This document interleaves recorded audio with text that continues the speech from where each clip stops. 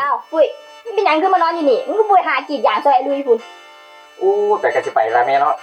คนมันยังเคลียร์ปัญหาหัวใจบ่ทันแล้วอยู่มันเป็นหยังผู้สาวมึงหันมึงออกมาดูผู้ใดโทรมาแชทมาว่าจะคืนหน้าเป็นผู้หญิงมันเครียดเบิดแหมมันสิยากอีหยังมึงก็โทรไปง้อเขาตัวเอามึงโทรดูโทรแชร์กูว่าจังใดอีกเดี๋ยวกูสิบอกว่าจังได๋มึงก็ถามว่าอยู่ไสอ้ายขึ้นฮอดเจ้าเด้อ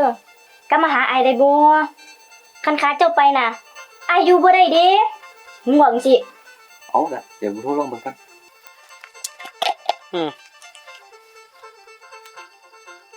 ฮัลโหลแม่อ้ายฮู้ว่าแม่บ่อยากคุยกับอ้ายจังซั่นนะแต่แม่รู้บ่อ้ายหักแม่คนเดียวเด้ขาดแม่ไปอ้ายอยู่บ่ได้ห้อยปุ้ยกูนี่ล่ะกูได้เนาะบาดนี้กูนี่แม่บักลุยนี่แม่เอ้าไอ้ลุยติเออโทษอ้ายขอโทษผิดโอ้ยกูว่าน่ะ